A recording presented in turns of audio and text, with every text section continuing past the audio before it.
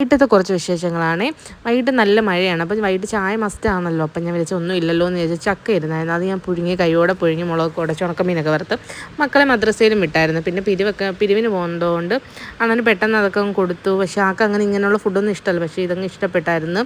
കഴിച്ചിട്ടൊക്കെ പോയിരുന്നു. പിന്നെ വൈകിട്ട് രാത്രി ഇവിടെ കാപ്പി ആയതുകൊണ്ട് അതിൻ്റെ പണിയിലോട്ടൊക്കെ പിന്നെ അങ്ങ് പോയി. പിന്നെ ചോറ് ഞാൻ മക്കൾക്ക് രാത്രി ചോറ് കൊടുക്കാമെന്ന് വെച്ചാൽ അതൊക്കെ തിളപ്പിക്കാൻ വെച്ചു. പിന്നെ കൈയോടെ യൂണിഫോമൊക്കെ തലേന്ന് എടുത്ത് വെച്ചാലേ രാവിലെ നമുക്ക് പെടാപ്പാട് പെടേണ്ടല്ലോ.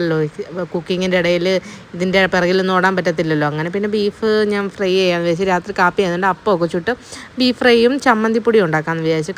കറിയില്ലല്ലോ. ഞാനാണെങ്കിൽ ഉള്ളി ഇടാതെ ഇപ്രാവശ്യം വെച്ചത്. ഇങ്ങനെ വെക്കുമ്പോൾ ഇച്ചിരി കൂടി എളുപ്പപ്പണിയാണ്. പിന്നെ കൈയോടെ ഞാൻ ചമ്മന്തിപ്പൊടിയും അങ്ങ് ആക്കി. അപ്പോഴത്തേനും ആളിങ്ങ് വന്നു. മീനൊക്കെ കൊണ്ടാണ് വന്നത്. അങ്ങനെ പിന്നെ മീനും കൈ വെച്ചിട്ട് എനിക്ക് കിടക്കാൻ പറ്റത്തുള്ളൂ. പിന്നെ അപ്പമൊക്കെ ചുട്ടാണ് ഞാൻ ബീഫ് ഫ്രൈയും ചമ്മന്തിപ്പൊടിയൊക്കെ കൊടുത്ത് ഭയങ്കര ഹാപ്പിയായി. പിന്നെ കടയിൽ തന്നെ ചപ്പാത്തിയും ബീഫ് ഫ്രൈയും ആയിരുന്നു. അത് കൊടുത്ത് എൻ്റെ വീഡിയോ ഇത്രയേ ഉള്ളൂ. അടുത്ത വീഡിയോ ആയിട്ട് വരാം. ലൈക്കും ഷെയർ സബ്സ്ക്രൈബും ചെയ്യണേ. ബായ്.